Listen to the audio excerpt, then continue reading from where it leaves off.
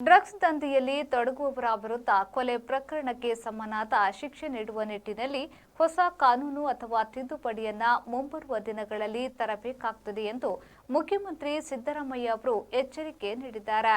ಬೆಂಗಳೂರಿನ ಪೊಲೀಸ್ ಪ್ರಧಾನ ಕಚೇರಿಯಲ್ಲಿ ನಡೆದ ಸುದ್ದಿಗೋಷ್ಠಿಯಲ್ಲಿ ಮಾತನಾಡಿದ ಅವರು, ಸೈಬರ್ ಅಪರಾಧ ಮತ್ತು ಮಾದಕ ವಸ್ತು ನಿಯಂತ್ರಣಕ್ಕೆ ಕಾನೂನನ್ನು ಇನ್ನಷ್ಟು ಬಿಗಿಗೊಳಿಸಲಾಗುತ್ತಿದೆ. ಹೀಗಾಗಿ ಮಾದಕ ವಸ್ತು ಪ್ರಕರಣದಲ್ಲಿ ತಪ್ಪಿತಸ್ಥರ ವಿರುದ್ಧ ಕಠಿಣ ಕ್ರಮ ಜರುಗಿಸಲು ಮುಂದಿನ ಅಧಿವೇಶನದಲ್ಲಿ ಹೊಸ ಕಾನೂನನ್ನು ಜಾರಿಗೊಳಿಸಲು ಸರ್ಕಾರ ಸಿದ್ಧವಿದೆ ಎಂದು ತಿಳಿಸಿದ್ದಾರೆ. ಹೊರ ರಾಜ್ಯದ ಪೊಲೀಸರು ಬೆಂಗಳೂರಿಗೆ ಬಂದು ಡ್ರಗ್ಸ್ ಉತ್ಪಾದನಾ ಕೇಂದ್ರಗಳನ್ನು ಪತ್ತೆ ಹಚ್ಚಲು ಸಾಧ್ಯವಿರುವಾಗ ನಮ್ಮ ರಾಜ್ಯದ ಪೊಲೀಸರಿಗೆ ಅದು ಯಾಕೆ ಸಾಧ್ಯವಾಗುತ್ತಿಲ್ಲ? ಇದು ಸ್ಥಳೀಯ ಪೊಲೀಸರ ಸ್ಪಷ್ಟ ವೈಫಲ್ಯ. ರಾಜ್ಯದ ಪೊಲೀಸರು ಪತ್ತೆ ಹಚ್ಚುವಲ್ಲಿ ವಿಫಲರಾಗಿದ್ದಾರೆ. ಸಂಬಂಧಪಟ್ಟ ಪೊಲೀಸರ ಮೇಲೆ ಕ್ರಮ ಕೈಗೊಳ್ಳಲು ಸೂಚಿಸಲಾಗಿದೆ ಎಂದು ಸಿದ್ದರಾಮಯ್ಯ ತಿಳಿಸಿದರು. ಮಾದಕ ವಸ್ತು ಜಾಲವನ್ನು ಬೇರು ಸಹಿತ ಕಿತ್ತೆಸೆಯಲು ಕೇವಲ ಮಾರಾಟಗಾರನಲ್ಲದೆ ವ್ಯಸನಿಗಳನ್ನು ವಿಚಾರಣೆಗೆ ಒಳಪಡಿಸುವ ಮೂಲಕ ಉತ್ಪಾದಕರನ್ನ ಪತ್ತೆ ಹಚ್ಚಬೇಕು.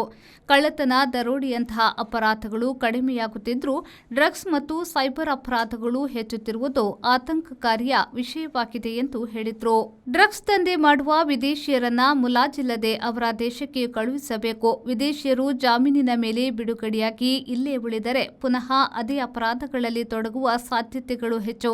ಆದ್ದರಿಂದ ವಿದೇಶಿಯರನ್ನ ಯಾವುದೇ ಮುಲಾಜಿಲ್ಲದೆ ಅವರ ದೇಶಕ್ಕೆ ಕಳುಹಿಸಬೇಕು ಎಂದು ಸೂಚಿಸಲಾಗಿದೆ ಎಂಬುದಾಗಿ ಸಿಎಂ ಸಿದ್ದರಾಮಯ್ಯ ತಿಳಿಸಿದ್ದಾರೆ.